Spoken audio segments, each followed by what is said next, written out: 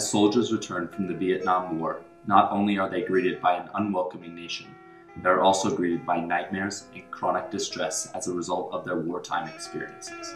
Dr. Michael Pantaleo is here to further explain the true effects of post-traumatic stress disorder. I'm Dr. Michael Pantaleo. I'm a clinical psychologist and a Vietnam combat veteran. I am the team leader at the Boulder, Colorado Vet Center, and our responsibility is to treat readjustment issues for people who have served in a combat environment. Many soldiers did not have any idea about what they were getting into. Really, I had very little understanding of what war was about, especially a guerrilla war. It's important to know what the basis of PTSD actually is. The diagnosis of PTSD is accompanied by qualifiers. It could be acute or postponed or delayed PTSD, or chronic. A lot of the anxiety comes from issues of controlling one's environment, managing one's sense of emotion, trying to understand and deal with the grief that comes about from losing friends, or seeing the death and destruction of civilians and another person's country. Not only is there the sense of loss of potentially one's own life and the lives of those around you, but also the loss of innocence, loss of years of life, loss of idealism, confusion about one's spiritual life. So there are lots of losses that people end up having to come to grips with and resolve in some way in order to move on and get past the most difficult of the symptoms. Have you ever experienced symptoms of PTSD, and if so, sort of what was the worst part of that? Well, the short answer is yes. The most difficult part, I think, was doing my own grieving about loss of friends. I've had a chronic sleep disorder for, I don't know, about 40 years. There are some things in people's lives before the military that can set them up to have a more difficult reaction to being in a combat environment.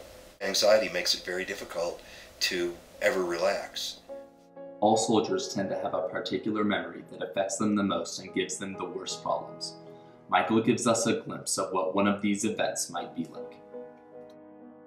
There was one day in particular that myself and two other team members were visiting the firebase at Quezon, and we were in the middle of a rocket attack, and two of my friends were basically obliterated by a rocket landing in the hole that they were hiding in. In a combat environment, you do not have time to experience the softer emotions, sadness, grief, loss, even love and affection for your fellow warriors. So what the military teaches is that you take whatever feelings that you have, you turn it into anger, and you point it at the enemy, whoever you perceive that to be. Now, that is a very important survival strategy that you need to have in a combat environment. The problem is that if you bring those same strategies home and try to use them as a civilian, the very things that saved your life in combat will cause you problems here. The people around you just don't understand how you can be so angry all the time. It's much easier to train that response than it is to turn it off. Being in combat, watching friends die, seeing civilian casualties, having to pick up body parts and that sort of thing. People tend to have a fairly immediate sort of reaction to that. Those things don't give me near the angst or fear or anxiety, however you want to talk about that, that it did years ago when I was pretty angry about it all, and it has taken quite a long time to get past a lot of it. Sometimes even years before the symptoms really express themselves.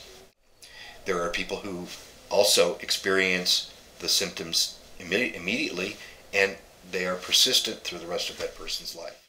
When soldiers come back from war and continue to relive their experiences, they need help with adjusting back into normal society.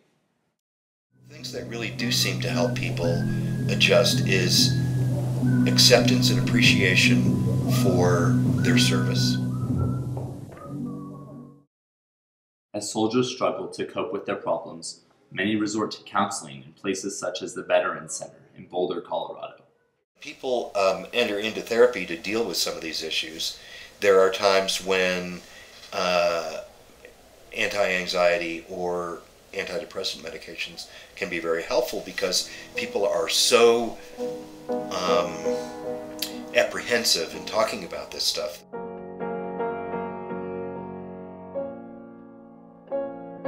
I am either literally or figuratively spat upon, called names, and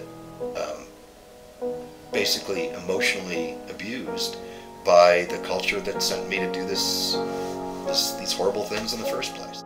As many other Vietnam veterans have gone through the same thing, it becomes difficult for these soldiers to truly suppress all of their PTSD symptoms, as they never seem to have the support of the entire nation.